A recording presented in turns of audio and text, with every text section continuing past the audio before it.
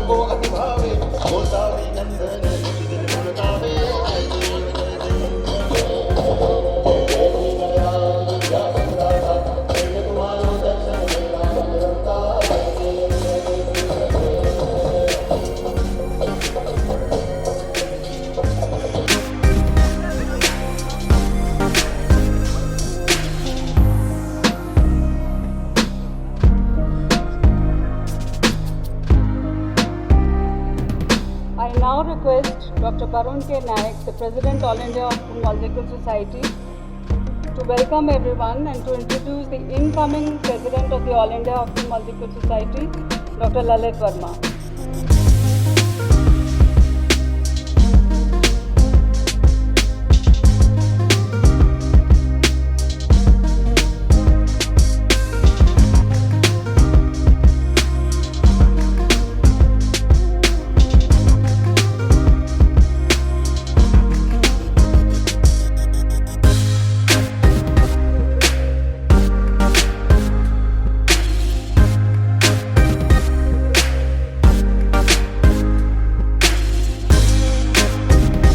Qualified who are some of the cream of the country, and I'm extremely proud to say that. And good evening, everybody.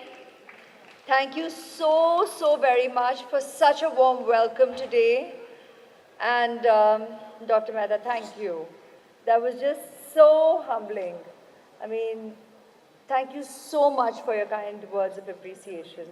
And I'm truly humbled to be in such esteemed company today. And I would like to pay my respects and gratitude to the esteemed guests on the dais. Really, I am privileged to be in your company, and it is an absolute honor to be here today amongst the esteemed guests on the dais, all of you surgeons, eye doctors, family members. You're vital to the success. You're the backbone, you're the support.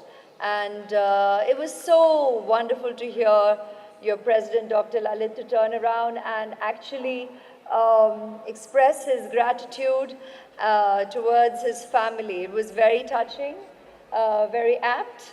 And it's wonderful to see that. I think that's what is so special about us as a people, Indians. Proud to be an Indian, proud to be amongst incredible Indian doctors, and proud to be here this evening. And that's why it was an easy yes when Dr. Mehta invited me on behalf of the AIOC to come to join you all this evening. It was a privilege to be invited as a chief guest and to light the lamp at the inauguration of your conference, and wishing you all great success for the next couple of days at this conference, and you'll pave the way, you'll make the difference, you'll contribute tirelessly, day in and day out, right through from student days. Trust me, I was a student of science, so I know the beginnings, I know the journey. Most of my dearest friends are doctors, and the commitment, the sacrifice, the dedication however much be said in gratitude for that would be less. And, this is, it's earned. It's earned, the gratitude, when we fold our hands and say thank you, it's heartfelt. You change lives, you make a difference to so many people, to so many lives. So gratitude and thank you goes without saying. I did prepare to say a lot more, but that was all straight from the heart.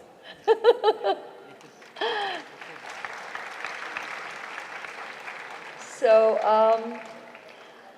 apart from congratulating truly each one of you on the dais, each one of you in the audience, for doing what you do as brilliantly and sincerely and keeping the light shining in most people's lives, I would like to say that it is you who has given me and shared facts that regrettably India, the second most populous country in the world, is #1 in terms of blindness. And you've shared with me that according to the latest estimates, an astounding number of almost 12 million people are blind. And 135 million live with vision loss. Now, we're all aware of it, but when you actually read statistics, it's unsettling. But it's all of you, members of the medical community, who assure people that more than 90% of vision loss is either preventable or treatable. The question then arises that what are the reasons that are still causing blindness and visual impairment? Now, I'm no one here to wax eloquent on a subject that is home turf for you all, but on behalf of all of you, let me shed light that it is one of the reasons is cataract, which accounts for 62% of blindness. The lack of early detection after cataract, it's the corneal problems, which are found to be the second most common cause of blindness. And for the reduction in avoidable blindness due to either of these causes, early detection is key. So this needs primary eye care, which is accessible and affordable to all. Keywords.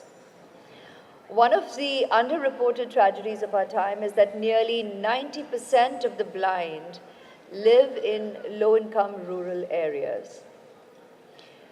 The main cause of this, often needless and frequently avoidable blindness, besides cataract, is the lack of glasses in time, which results in 20% of blindness.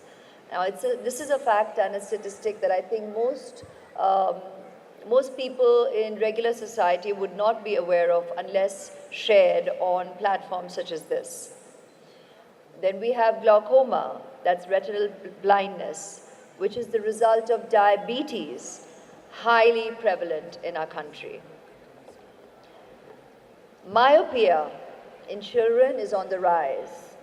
And the last 2 years, this immensely trying 2 years that we've all gone through during the lockdown, brought everybody's work and even entertainment online.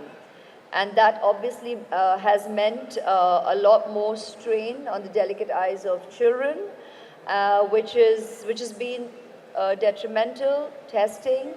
But I won't limit that just to children. I think we adults also are part of that community who have put our eyes through a lot because, screen time is something that has often been discussed, especially in the world of parenting. But I think it just naturally or unnaturally grew to an extent unheard of, especially in the last 2 years, globally, and that just meant turning to you that much more, and I am sure you all have committed largely just to society's queries, concerns, and have been a huge factor to guiding, aiding, and easing everybody's trepidations in the area. Well, you are the experts in the field, and you tell us that 75% of blindness is avoidable, either by timely surgery or by proper glasses given in time to the people in need. Another major problem is that people in low-income areas need to be taught that vision loss is not normal. It isn't a natural transition of age and time alone. So a lack of awareness that treatment is an option has been shown to be a more common reason for people living needlessly with blindness than the cost. The factors that facilitate awareness are access to affordable local health care, higher literacy rates, better access to information technology, and all in all, education, educating people on the subject. So how can everybody, we all, make this better? Through primary eye care, where camps can be used effectively for funding patients in need of cataract surgeries, vision centers in rural areas. Then there is making glasses available at subsidized rates. And though this is just the tip of the iceberg, it is a very, very vital one. Public and private partnership in the area. And then I found this an interesting read, where you shared with me about gender-based blindness. And it was interesting to discover that studies have repeatedly shown that one of the fastest routes to poverty reduction is to empower women. That's right. 64% of blind people are girls and women. And women account for nearly 75% of cataract blindness and do not receive surgery at the same rate as men.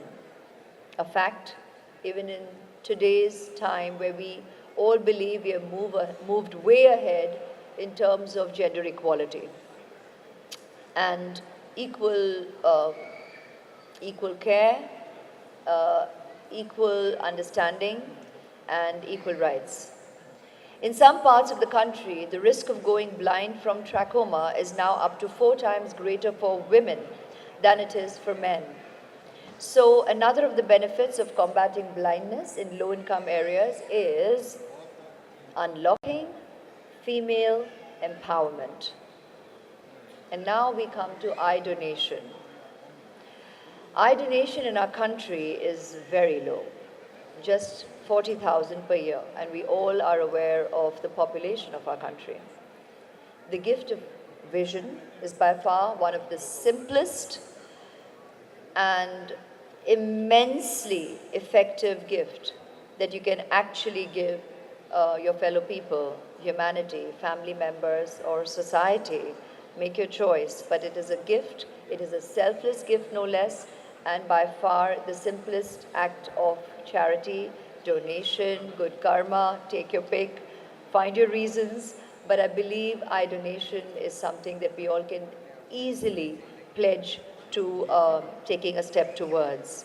So do please consider donating your eyes.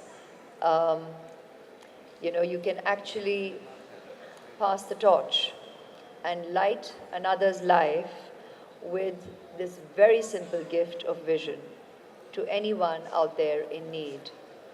So I would like to conclude by humbly and in all gratitude thanking you for your immense contribution in society to all our fellow people, and once again a huge round of applause to you and congratulations to you for all your sincere endeavors. So thank you and God bless. So this is for you.